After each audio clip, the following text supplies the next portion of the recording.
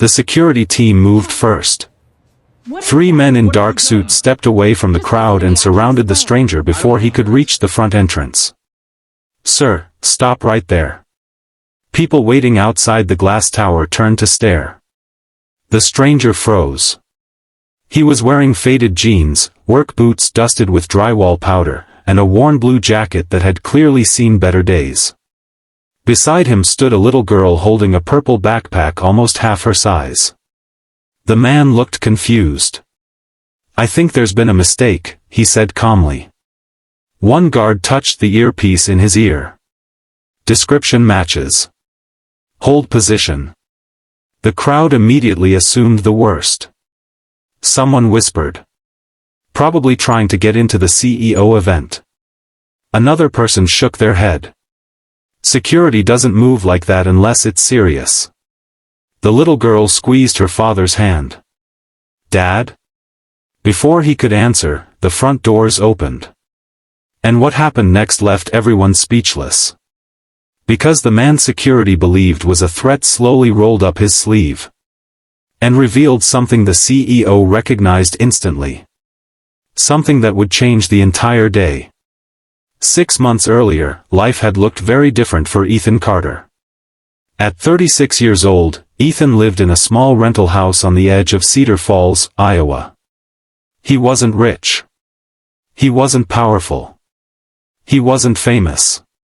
He was simply a father. After losing his wife, Megan, to a sudden illness 3 years earlier, Ethan had become everything for his daughter Lily. Parent.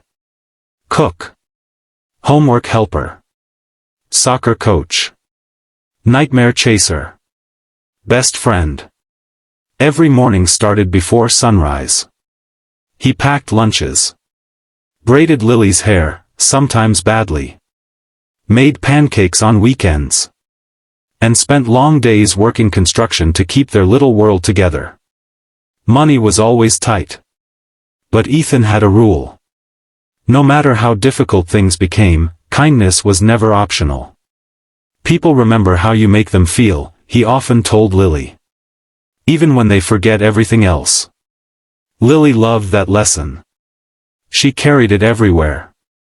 One rainy October afternoon, Ethan was driving home from a job site when traffic suddenly stopped near a rural highway intersection. Cars stretched for nearly half a mile. Emergency lights flashed ahead. Most drivers stayed inside their vehicles. But Ethan noticed something unusual. A black luxury SUV had slid off the road and into a drainage ditch. The front end was crushed. Smoke drifted from beneath the hood. Without thinking twice, Ethan pulled over. "Stay here, sweetheart," he told Lily. "But Dad." "I'll be right back."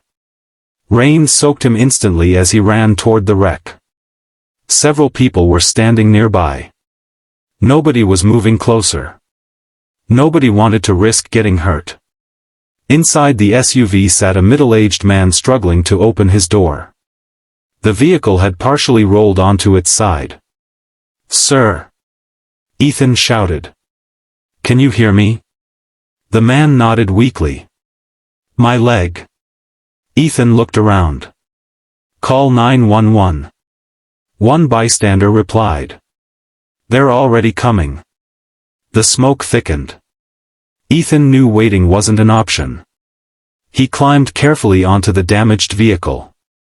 Using a construction pry bar from his truck, he forced the door open just enough to reach inside. "Grab my arm."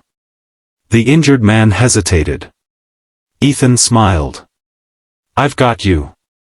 Together they managed to pull him free moments before flames appeared beneath the engine compartment. Several people gasped. The ambulance arrived minutes later. Paramedics rushed in. As they loaded the injured man onto a stretcher, he grabbed Ethan's sleeve. "Thank you." Ethan shrugged. Anybody would have done it. But deep down, both men knew that wasn't true. Most people had watched. Ethan had acted. The injured man introduced himself only as Daniel. No last name. No business card. No explanation. Just a sincere handshake before leaving in the ambulance. Life moved on. Ethan never expected to see him again. Months later, Lily's elementary school announced devastating news. Budget cuts had eliminated funding for their after-school arts program. For many families, it was disappointing. For Lily, it was heartbreaking. She loved painting. Loved drawing. Loved creating colorful worlds that seemed impossible.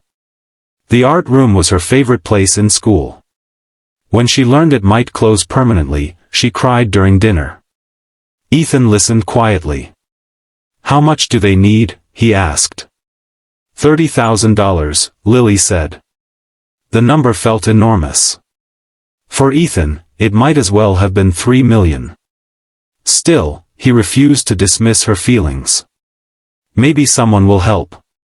Lily stared down at her plate. "What if nobody does?"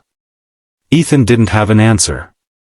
2 weeks later, a surprising invitation arrived in the mail. The envelope carried the logo of Hartwell Industries, one of the largest manufacturing companies in the Midwest. Inside was a formal invitation. Ethan Carter was invited to attend a community leadership celebration at company headquarters. Plus one guest included. Ethan assumed it was junk mail. He almost threw it away. Then he noticed a handwritten note. "Please come. I owe you lunch. Daniel." Ethan blinked. Could it really be the same man? After several minutes of debate, he decided to attend. Mostly because Lily was excited. Maybe they'll have free cookies.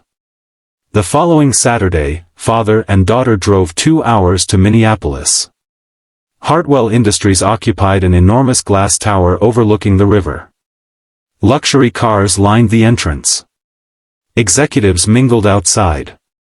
Everything about the place felt intimidating. Ethan suddenly became aware of his old jacket. His worn boots. The fact that he looked nothing like everyone else. "Maybe we should leave," he muttered. Lily frowned. "You always tell me not to quit before trying." He laughed. "Fair point." Together they approached the entrance. That's when everything went wrong. A recent security alert had placed the building on high alert. Earlier that morning, staff had received warnings about a man attempting to enter restricted areas during corporate events. The description was frustratingly vague. Male. Mid-30s. Blue jacket. Dark hair. Average height. Unfortunately, Ethan matched every detail. Before he reached the doors, security moved in. Fast. Professional. And very public. "Sir, stop right there." Conversation around them immediately stopped. People stared. Whispers spread. Lily looked frightened. Ethan raised both hands slightly. "There must be a misunderstanding. Identification, please." He handed over his driver's license. The lead guard studied it. Another spoke quietly into his radio. The situation became increasingly uncomfortable. People were already making assumptions. Some looked suspicious. Others looked judgmental. A few even stepped farther away. Ethan felt his face grow warm. Not because he had done anything wrong. But because being publicly doubted hurts. Especially when your child is watching. "Dad?" Lily whispered. "It's okay." Even though it didn't feel okay.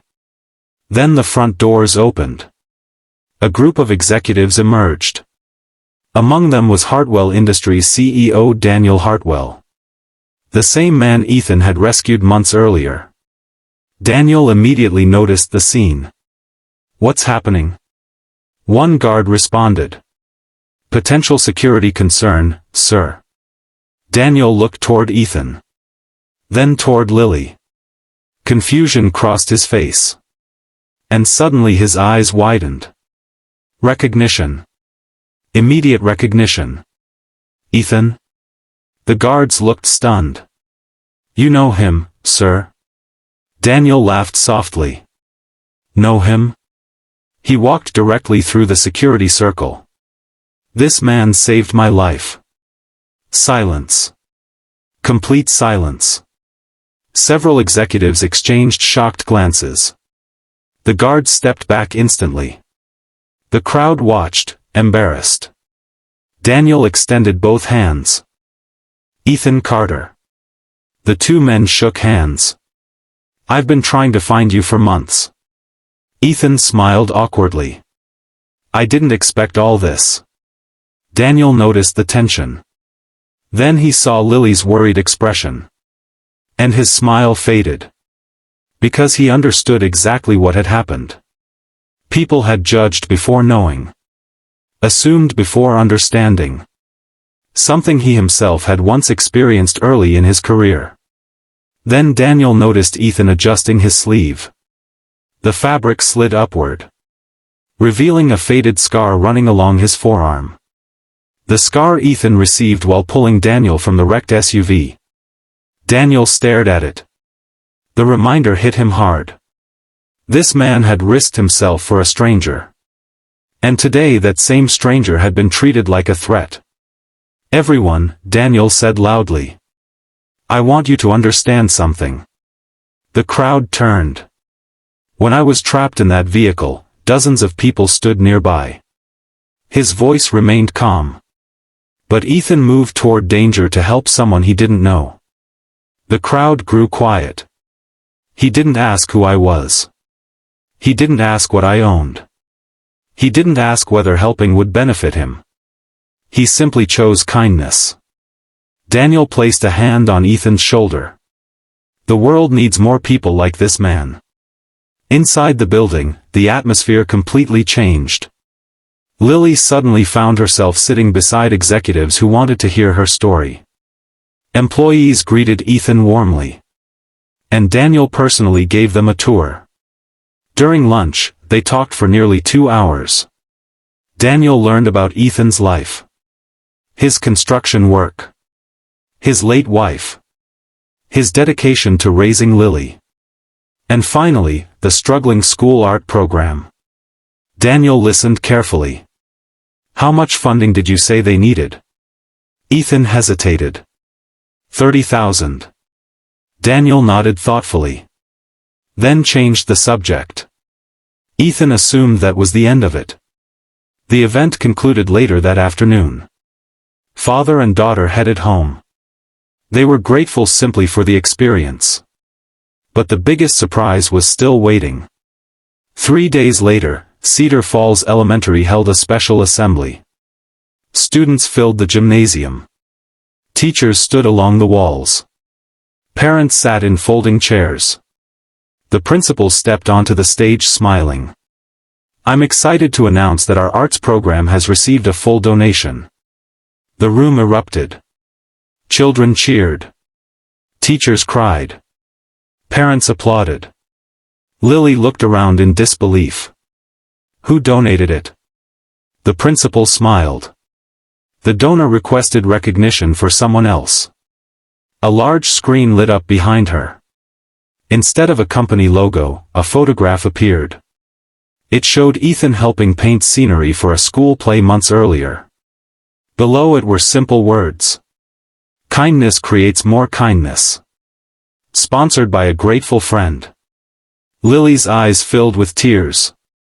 She instantly knew. So did Ethan. That evening, Ethan received a phone call. Daniel.